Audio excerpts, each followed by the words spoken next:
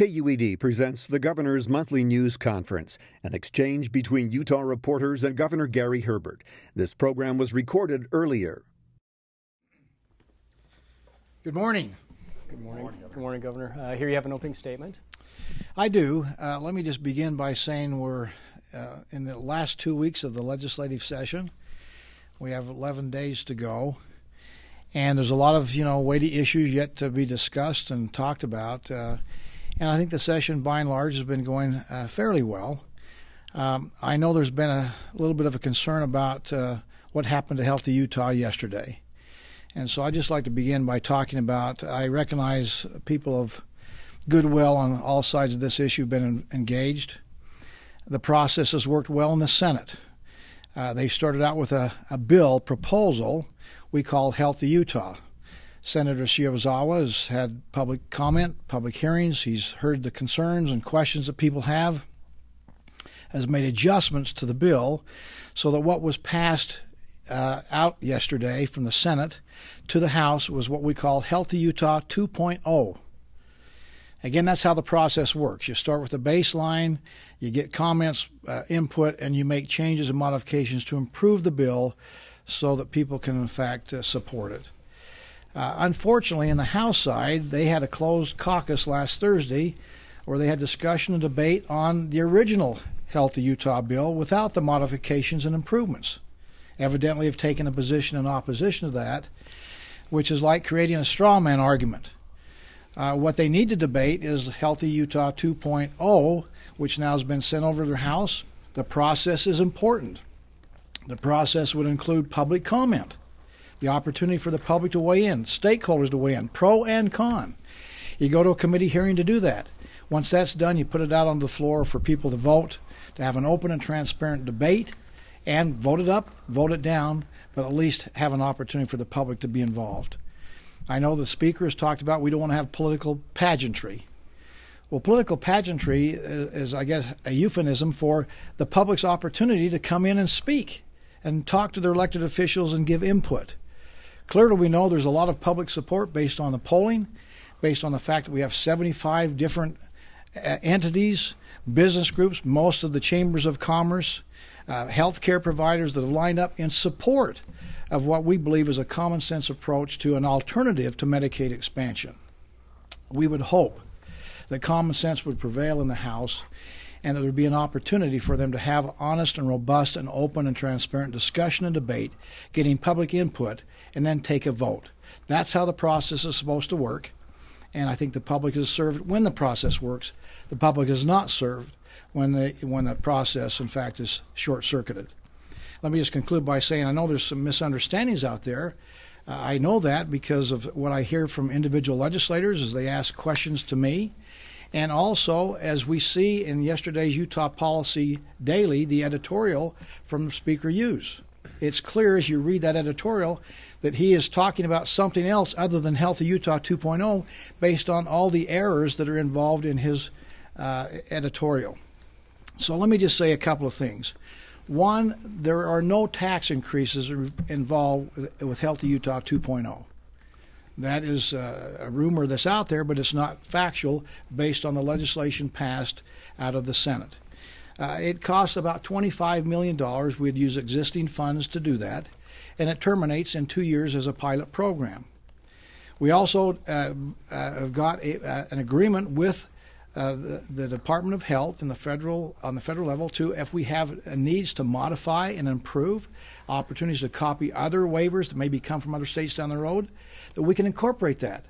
So it is true that this is a work in progress, but the work in progress is eventually getting us to a better and better piece of legislation that reflects the needs of the people of Utah. It's the most cost-effective program to use taxpayers' dollars, $800 million that we're sending and growing every year back to Washington, D.C., to bring our Utah taxpayers' dollars back to help people. 60,000 people that don't have access to health care. There is not a better proposal out there. Certainly doing nothing, which is what the House is now proposing, we're just going to stop and do nothing, is not the most effective use of the taxpayers' dollars, and it doesn't help people that really are in need. It does not lock the state into any kind of an open-ended welfare program. In fact, we have the ability to do with this program what was done with our pension reform program. You recall that a few years ago, the pension program was not sustainable. At least that was the concern we had in the state. And so we ended up grandfathering those who were on the original pension plan and said the new people, the new employees, will go into a different plan. We have the ability to do the same thing with Healthy Utah. So the 2-year pilot program, people that have it and get it will stay on it. We won't have to jerk anybody's insurance away from them at a critical time 2 years from now. They will finish out. But new people would come in as a fallback position to maybe a less robust, more cost certain, if that's the concern that we seem to hear from the House members, more cost certain as we go forward. So the grandfathering clause, which has been approved by us to us by the Department of Health, means we don't have any kind of open-ended welfare program. We don't have any unforeseen financial risk. We can cap this, as it were, as we go forward. And not only does it not raise taxes, it does not create a new revenue dedicated stream. We have provided for the legislature on a scenario of, well, what if we go through this on the long term? Where does the revenue come from? We've provided them with options and opportunities where that revenue stream could come from, but this bill does not create that revenue stream. Again, no tax increases and no dedicated new revenue stream. And last but not least, it also does not leave tens of thousands of Utahns without health insurance because of the flaws in the Obamacare law and the ruling of the Supreme Court. So again, that's why we have a process, so that all these questions and answers can be, in fact, dealt with. To have public comment and stakeholder input so that the legislators can ask the tough questions and get the answers, and then in an open and transparent way vote it up, vote it down, make amendments, change it, alleviate concerns you have, and move forward. But when we truncate the process, the public is not served well. Governor, you're using the bully pulpit here, obviously, to let people know what's happening with the House. But what kind of political leverage do you have to make the House consider this at this point and do what, as I understand, was the commitment the Speaker made to you before the session started, and that's let Healthy Utah have a hearing on the House side? Well, again, let me just say I have great admiration and respect for the leadership in the House. And I don't know what has derailed them, frankly, in this process. I know it's they have a lot of legislators and some extreme voices and some moderate voices, and to herd those cats all together is a difficult issue. But what we ought to be talking about is the truth and the facts. If we have had a failure to communicate, if they have not communicated well with the Senate on this bill, then they need to open up those lines of communication. That's why we have a process. There's clearly, based on the editorial of the Speaker that came out yesterday, there is misunderstanding at best and distortion at worst as far as what the facts are regarding Healthy Utah 2.0. So again, I'm just calling upon the House to do what they should be doing. They certainly have had time to discuss other issues like, the state dog and other issues out there that probably are of lesser importance. Let's talk about what Senator Shivazawa yesterday said is maybe the most important issue in his legislative career, and maybe the most important issue of the tenure of most of the body. This is really a significantly big thing. We're spending a lot of money, whether you like it or not. The law of the land requires our taxpayers to send a lot of money back to Washington, D.C., and doing nothing means that we just leave it in Washington getting very little benefit. That's not fair to our taxpayers, and it's even less fair to those who really need a helping hand to access health care. This is a common sense solution. I wish we didn't have the Affordable Care Act. I wish we could get that $800 million back and devise our own program without any strings attached to it at all. Unfortunately, that's not the law. Governor, would you consider using some sort of executive action, simply saying this money is available from the federal government, so as a policy matter, I, as governor, am going to accept it through channels already existing in the Department of Health? Senator Hilliard said that he had the money on him, that $25 million was available, and so we were just wondering if maybe executive appropriations could circumvent an entire House proceeding. Well, let me say in answer to both your questions, your comments, obviously we'll look at any and every opportunity we have to get to the right point. Clearly, we want to negotiate with our colleagues in the House and see if we can't have common sense and reason prevail. If there's questions that they have, let's see if we can answer the questions. I think most of the questions and the concerns they've raised, we don't want to raise tax, okay? We're not going to raise tax. We don't want to have any kind of long-term commitment that locks us into something we cannot afford long-term. We've got a couple of different mechanisms in place to deal with that.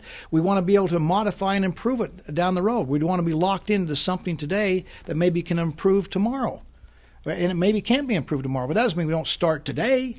And we have agreements with the Department of Health to allow us to have the flexibility to incorporate new changes and better changes if we copy from other states, if they develop a better system. So we've answered all the tough questions, and I think satisfactorily. But if there's issues, let's talk about it. Let's not just circumvent discussion and debate. We still have 11 days to go. We've accomplished a lot in 11 days in the times past. There's probably nothing more important on the table to discuss than this issue. That doesn't mean we don't have other issues like, transportation funding and what we're going to be doing with prison relocation and other kinds of issues. So I understand there's other big deals out there to talk about, but we've got 11 days to do this. Let's not shortchange the public by limiting discussion and debate. We'll look at every opportunity we have to get to the right place. Are you just going to, if they don't do anything, are you just going to call another special session, and then they don't do anything, and you call another special session, and so you just keep putting their heat to the fire? Well, that's certainly one of the options, I guess, out there, Bob. And again, I'm not going to commit what I'm going to do or what I have planned to do. Again, I'm just hopeful that the House will say, it does make sense to have a discussion. What have we got to be afraid of? The public is going to come up, and they know they're going to have a lot of people speak for it. There are going to be some people speak against it. But they ought to understand what the facts are and then base their vote on the facts and stand tall and say, I oppose it because of this. Or I support it because now that I've got new information, my questions have been answered and the concerns I have been alleviated, so I'm going to vote for Healthy Utah. I would hope that the House would allow every member to vote its conscience in an open and transparent way, and I think the public will support them in that effort. But can you use political leverage to get that done this session? You mentioned prison relocation. There's talk now of letting the Prison Relocation Commission make that final decision, so you wouldn't be required to call a special session. They could do it whenever they wanted. You probably wouldn't have the input into that decision. Well, those are two separate issues. Are they? Yes, they are, and I'll explain to you why I think they are, at least in my view. One, I don't think gamesmanship is good politics. I know that we've seen that in times past, and certainly we see it in Washington, D.C., and if you don't do this, I'm going to do this, I'm going to punish you. We ought to all look for what is the best outcome and be statesmen. We ought to stand tall in our positions, whatever we decide them to be, on the right or on the left. And we ought to say, here's my reasons for it, my justification, and let the chips fall where they may on re-election efforts and the public opinion. But we ought to be open and transparent about it. So I don't like the idea of, well, you didn't support me here, so I'm not going to support you over there. I think that leads to bad policy. When it comes to the prison relocation and the 7-member proposal we have out there, I just think that's bad policy. I think the legislature needs to embrace their responsibility here. They've taken on the responsibility of finding a location for the prison, and they should be held accountable for that, and all should participate. This is really a statewide issue, and so all representatives and senators should, in fact, stand up and be counted when it comes to what their decision is. The other thing I'm concerned about is if we give this to a 7-member commission and authorize them to go out and do this, it cuts out the executive branch. I need to have a legislation that's passed by the body that I can sign off on and sign and agree to or veto. And so cutting the executive branch out is not good policy. It's not how the system's designed to work. So I've got concerns about this attempt to move it to a 7-member commission. Last but not least, on the prison relocation, I have said if there's a better place to locate the prison than Draper, let's move it. If we cannot find a better place than Draper, then we need to reconsider keeping it in Draper. And that's part of the process we're going through with public input and comment. Again, that's why process counts. Openness, transparency. That's what we're talking about with Healthy Utah. Same thing is true with prison relocation. Do you think, though, that this move to turn this decision over to the Prison Relocation Commission is a way to keep any retribution from your office from occurring as a result of Healthy Utah? The timing seemed very suspicious. Well, I don't know about what's in the heart of man, or what I don't anticipate. I don't think that's the case. I think they're just trying to find a way to expedite the issue and take the heat off the legislature. I don't think, again, we've been elected to make tough decisions. Let the sun shine in. We need to be open and transparent in our conduct. We don't want to just say, let's have 7 people make this decision and the rest of us kind of skate on having to stand tall on our decisions, however way we decide to vote. So again, I guess the watchword today is openness and transparency, and the process counts. John Dingell one time said, the dean of Congress back in Washington, D.C., says, I'll let you consider the substance of the bill if you'll let me consider the process. And in doing so, I will roll you every time. So process counts. That's a paraphrase, by the way, of John Dingell, because we have a general rated audience.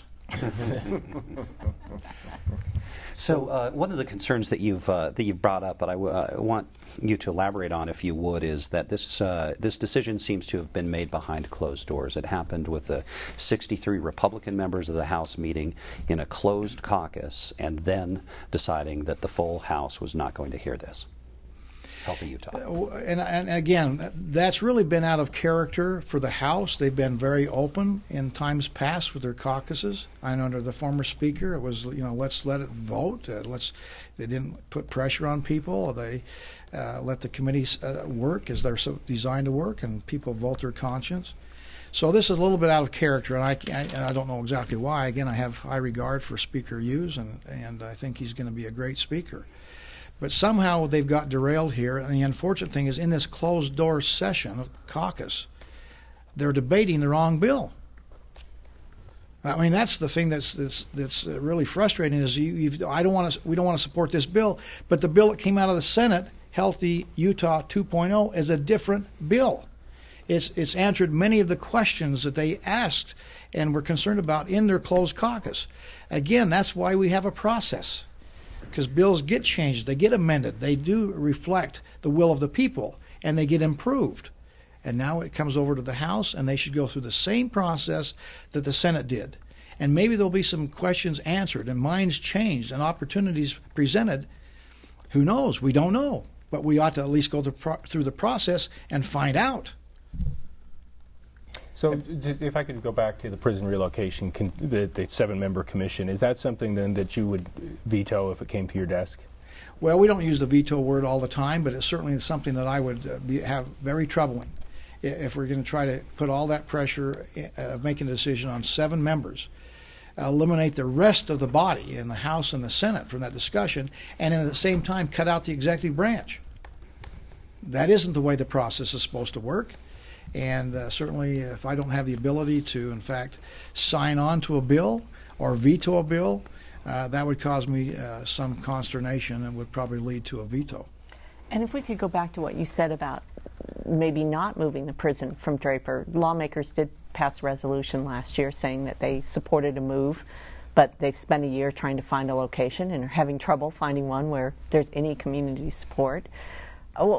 What do you think the likelihood of not moving the prison is at this point with this year of experience of looking at sites? Well, that's hard to assess. I'm not good at predictions. I follow the Yogi Berra adage of I'm reluctant to make predictions, particularly about the future. Who knows what they'll find out there. I think there are some opportunities out there in Utah and not only Salt Lake Valley, but maybe neighboring communities. And that's the process. Let's see if we can find someplace. It is hard to find somebody to say, hey, bring the prison and put it in my backyard. Although Carbon County has been one that said, hey, we'd like to have it. They wanted to have the Gunnison prison in their county, and they still would like to have something in their community. Maybe a little bit too far removed, but maybe there's an opportunity there. It certainly ought to be considered. So I don't know what the percentage is, 50-50? Probably at least that. Again, I think everybody can see the advantage of relocation if there's a better place to put it.